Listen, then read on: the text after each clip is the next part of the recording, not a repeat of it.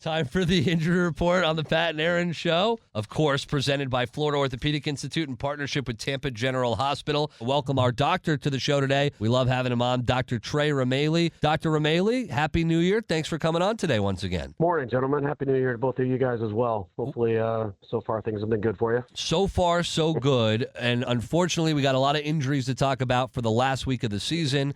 And let's start locally with the Buccaneers. Antoine Winfield Jr. likely missing the season finale Sunday with a knee injury.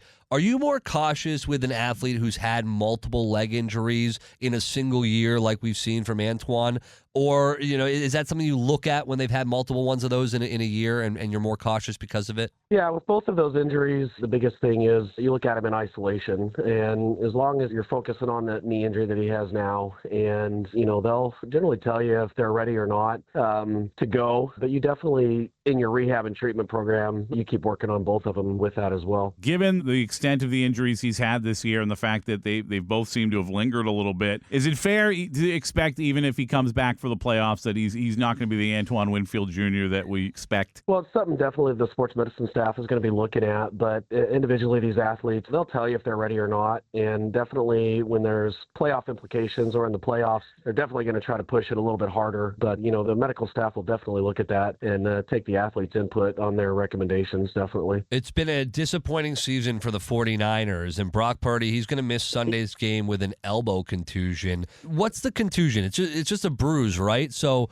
would he not be able to play through that, or is he just not trying to risk further injury there? The biggest concern with those, especially on quarterbacks, is if the ulnar nerve or your funny bone is irritated, because your throwing motion as a quarterback, you definitely put stress on that side of the elbow when throwing, and then you could get some grip issues on the ball if that nerve is really affected and the muscles that are working with that nerve, can't grip the ball. So it does a lot of feel, and every throw that he makes could be symptomatic for him. So you definitely keep a close eye on those things. Those funny bone injuries can be pretty lingering. We've all felt that kind of funny bone pain when we've whacked our elbow on something. How painful is an elbow contusion compared to a bone bruise on another joint or another part of the bone structure?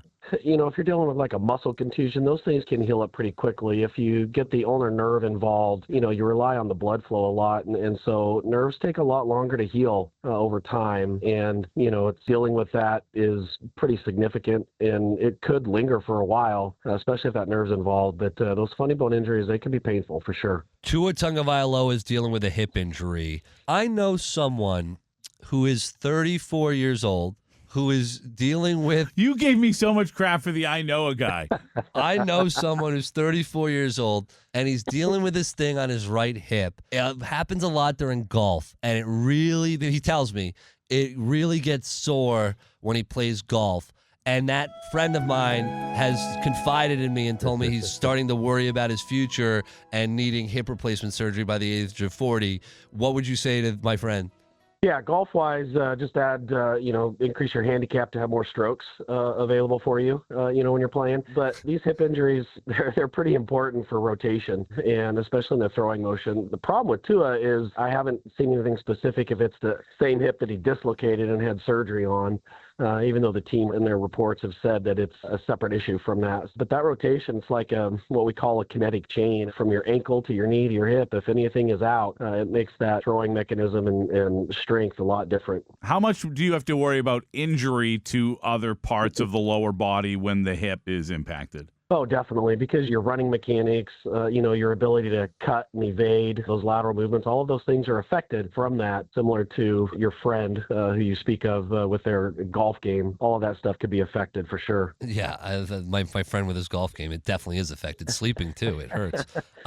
When it comes to hip surgeries and people that are, in all seriousness, people dealing with hip issues and surgeries and replacements, is a replacement, because I hear sometimes with knee replacements and hip replacements, they actually feel better afterwards. What's is there ways that could actually improve things? Where do you get to that point where you have to get the replacement? Yeah, the hip replacement is really based on a lot of things. We look at the patient's level of activity, how this injury is affecting what we call their quality of life, if it's affecting their sleep, and then how bad does the arthritis look. Those are things that we take into account when I'm considering doing a hip replacement on a patient. Age does matter because the hips have a lifespan. And so, these younger patients, you got to make sure that they understand that there's a chance that they may need another hip replacement. This feels very appropriate today because it's so damn cold outside. At least it was when I left the house. Anyone who's over 40 knows that your body just kind of feels different when the temperature gets low. Are there any injuries that you see more often in the winter months than you do during the summer?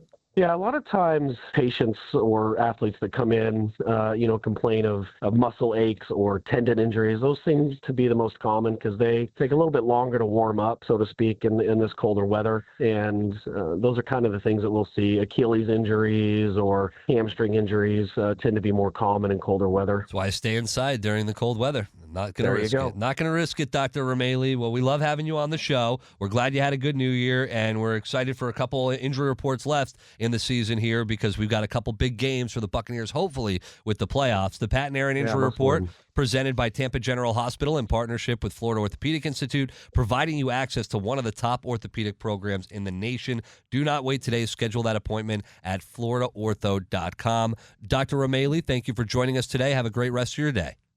Yeah, appreciate you guys. Take care. Thanks, Doc. We just talked with Dr. Remaley. If you're dealing with an injury, do not wait any longer, like we've said here. And we've been talking with the doctors from Florida Orthopedic Institute for years in partnership with Tampa General Hospital. We're talking about highly skilled, board-certified physicians and surgeons that are going to get you right. Whatever you're dealing with, they have the level of expertise that's going to give you the care that you're not going to get anywhere else. Some people need to travel all over the place to get great world-class orthopedic care, but you have it right in your own backyard with Florida Orthopedic Institute in partnership with Tampa General Hospital. And getting in there, making the appointment, it's easy to do. Just call 800-FL-ORTHO or go to floridaortho.com.